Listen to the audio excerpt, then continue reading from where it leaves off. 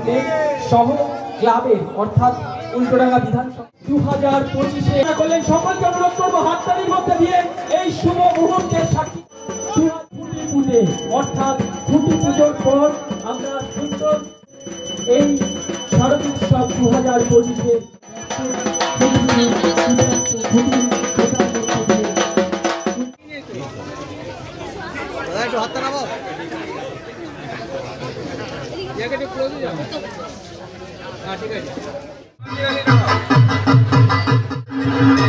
12 মাসে 13 পার্বণ আর সবথেকে বড় পার্বণ। আর সেই জয়ধ্বনির মধ্যে দিয়ে আমরা অর্থাৎ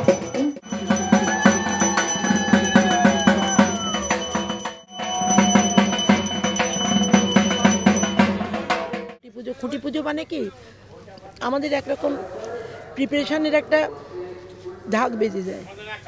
আর কারণ এবার পুজো আসছে মানে তো আমাদের যারা আমরা এই প্রফেশনে আছি তাদের কাছে তো পুজো আসছে মানে শুধু আনন্দ নয়, পুজো আসছে মানে অনেক রেসপন্সিবিলিটি, অনেক কিছু রেসপন্সিবিলিটি। সব কিছু ঠিকঠাক থাকবে কিনা, প্রত্যেকটা পাড়া ঠিকভাবে পুজো করতে পারবে কিনা, সবার সেফটি বজায় থাকবে কিনা, এত রকম ক্রাউড কলকাতায় সামলাবার মতন সব কিছু ইনফ্রাস্ট্রাকচার ঠিক থাকবে কিনা, সব কিছু নিয়ে আবশ্যিকভাবে আনন্দ থাকবে। কারণ আমাদের বাড়িতেও পুজো হয়, তো স্বাভাবিক এই এত সুন্দর এই ঢাক বাজলেই তো মনটা আমাদের কেমন করে ওঠে।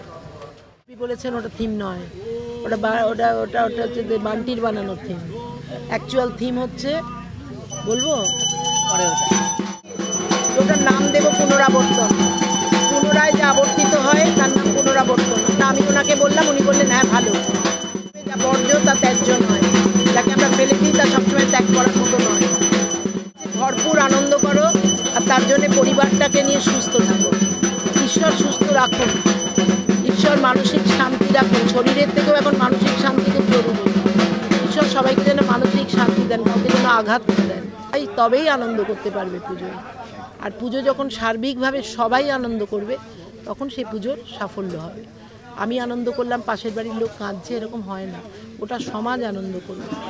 যা চলছে যে পটভূমিকার মধ্যে পুজো হচ্ছে, খুব চিন্তা লাগছে যে সব কিছু ঠিক লাগবে। ঈশ্বরের কাছে প্রার্থনা করি যে আর দুর্যোগ আর দুর্ভোগ এলো না মানুষের জীবনে। এই প্লেন ক্র্যাশ, এই অপারেশন সিঁদুর, এই জিনিস প্রতিদিন হেলিকপ্টার ক্র্যাশ, এটা ওটা, এইগুলোর থেকে ঠাকুর শান্তি দিন পরিবারগুলো। সবাই হাসবে তবে তো মা হাসবেন, সেইটা চাই, আর কিছু না। আমি ভাবছি তোমার দিকে তাকিয়ে যে কখন আসবে তুমি মা দুর্গা থেকে তৃণমূল কংগ্রেস বলো। আচ্ছা দাদাকে দেখাও।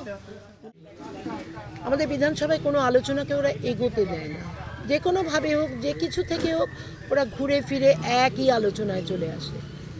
ওরা রেগে যায় ওদের বললে যে কেন্দ্র আমাদের ক্রমাগত বঞ্চনা করেছে, আমরা অনেক উন্নয়নমূলক কাজ করে উঠতে পারছি না, শুধুমাত্র টাকা নেই বলে।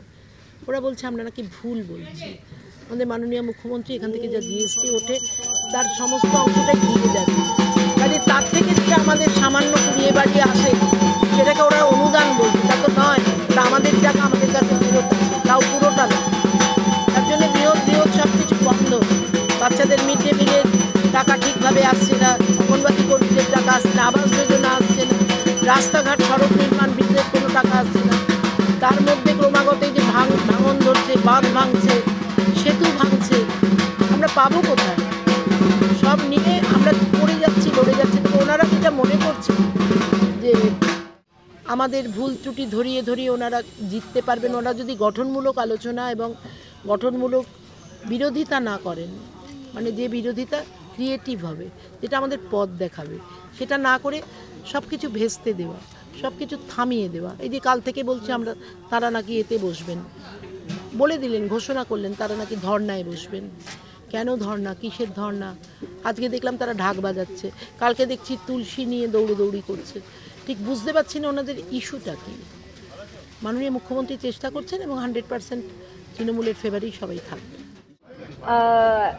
আমি যদি চেয়ারপারসন নাও হতাম, আমি খুব পুজো পাগল, পুজো প্রেমী মানুষ। আমি মনে করি যে বিধান সঙ্গীত পুজোটা খুব ছোটো ছিল, ছোট থেকে ওরা না আস্তে আস্তে করে বড় করছে এবং বড় করে ওরা এমন জায়গায় পৌঁছাচ্ছে যে আমরাই মাঝে মাঝে সারপ্রাইজ হয়ে যাই। মানে এরা বলে পুজোটা আগে থেকে দেখো, কিন্তু কেন জানি না পুজোটা যখন কাজ হয় তখন দেখার থেকে আমি ওই লাস্টে দেখতে পছন্দ করি, কারণ ওরা বলে বারবার কি দেখে নাও, আর আমি সারপ্রাইজ হতে পছন্দ করি।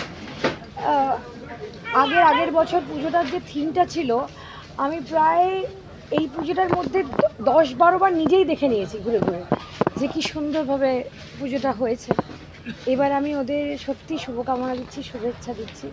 ওরা এই ছোটো পুজোটাকে, যেটা এখন বড় হয়েছে, আরও বড় জায়গায় নিয়ে যাক, এবং ওরা অনেক প্রাইজ পায়, ওরা নিজ গুণে প্রাইজ পায়, এবং শিল্পী অত্যন্ত দক্ষ এবং সুন্দর থিমটা ওরা বেছেছে।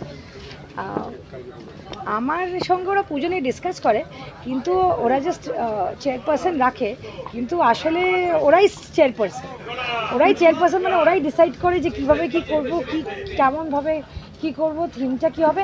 ফাইনালাইজটা আমার সামনে এসে করে নিশ্চয়ই, কিন্তু বাদবাকি পুরো ব্রেনটাই ওর। এখানে অরূপ আছে, আবার সবাইকে বোঝায় ওর পুজোর থিমটা। শিল্পী যখন থাকে না, তখন অরূপই শিল্পীর মতো করেই বোঝায়। তো আমি ওদের সঙ্গে এটা মানে যুক্ত হয়ে আমার খুব ভালো লাগে, এবং আমার খুব ভালোবাসার জায়গা থেকে এটা। কারণ আমাকে ওরা চাপ দিয়ে বলেছে কোনো মুখ খুলতে না এই বিষয়ে, তো আমি বলবো না, ওরাই বলে দেবে তোমাকে। এবার নবাঙ্কুর মানে প্রায় থিম বললে গলায় টিপে দেবে এরকম, ওরা খুব কম্পিটিটিভ। থিমটা আমার দেওয়া না, যার মস্তিষ্ক প্রসূত আমাদের শিল্পী এখানে মানে পূর্ণেন্দুবাবু আছেন। এখানে উপস্থিত আছেন আমাদের মানিকতলা বিধানসভার বিধায়িকা তথা আমাদের পুজো কমিটির প্রধান উপদেষ্টা মাননীয় শক্তি পান্ডে মহাশয়। আমার সাথে আমার সঙ্গের সভাপতি, সেক্রেটারি, সহ সেক্রেটারি সবাই এখানে আছে। আর রইল হচ্ছে মা দুর্গার আশীর্বাদে বিগত কয়েক বছর ধরে এটা ঠিকই যে আমাদের পুজো বা পুজোর মান ঊর্ধ্বমুখী। সেটা সম্ভব হয়েছে আমাদের সকল সিনিয়র জুনিয়র যারা সদস্য আছে তাদের একাগ্রতা বা তাদের পরিশ্রম, তার সাথে মা দুর্গার আশীর্বাদ তো আছেই। তার জন্য অন্তত আপনাকে সেপ্টেম্বরের 28 তারিখ পর্যন্ত অপেক্ষা করতে হবে। চেষ্টা করছি যারা দর্শক এখানে, যারা দর্শনার্থী এখানে আসে, তাদের জন্য নতুন নতুন কিছু থিম উপহার দেওয়ার জন্য। এবার এবছর মানে বিগত বছর এবারও সেভাবেই চেষ্টা করা হচ্ছে। বাদবাকিটা তো সময় আসলে দেখা যাবে। একটাই কথা বলবো, আগামী 2-2.5 মাস আমাদের কাছে অনেক লড়াইয়ের, কারণ এই সময়টা এবার যেহেতু পুজো এগিয়ে এসেছে, বর্ষা চলছে, এই বর্ষাকে অতিক্রম করে বা বর্ষার মধ্যে সবাইকে পরিশ্রম করে প্যান্ডেলটাকে দাঁড় করাতে হবে। তারপর প্যান্ডেলের ভেতরকার কাজ, লাইটের কাজ, অনেক কাজই আছে, পরিশ্রমেরও একটা ব্যাপার আছে। দীর্ঘ পরিশ্রমের ফলটা আমরা তবেই পাবো যখন যে সমস্ত দর্শক এখানে দেখতে আসবেন তাদের হাসি মুখে আমরা যখন প্যান্ডেলটা দেখাতে পারবো, তারা খুশি হবে, তারা রিমার্ক করবে, সেটাই আমাদের কাছে প্রাপ্তি হবে। সেই চেষ্টায় এখন আমরা আগামী 2.5 মাস থাকবো। সবাই মানেই চমক। এখানকার যারা কর্মীরা আছে, বোনরা আছে, ভাইরা আছে, তারা 5 মাস ধরে অক্লান্ত পরিশ্রম করে, আর এই জায়গাটাও ভালো পেয়েছে। মানুষ এসে সুন্দরভাবে ঠাকুর দেখতে পারে, মেলা দেখতে পারে, এবং নানান এরা থিম করে এবং মানুষকে এত সুন্দর পরিষেবা দেয়, যার জন্য বাইরে সারা বাংলার মানুষ বিধান সঙ্গে আসবেই। যেখানেই যাক না যাক, বিধানসভা উল্টোডাঙা ঠাকুর দেখলে বিধানসভা এসে ঠাকুর দেখে।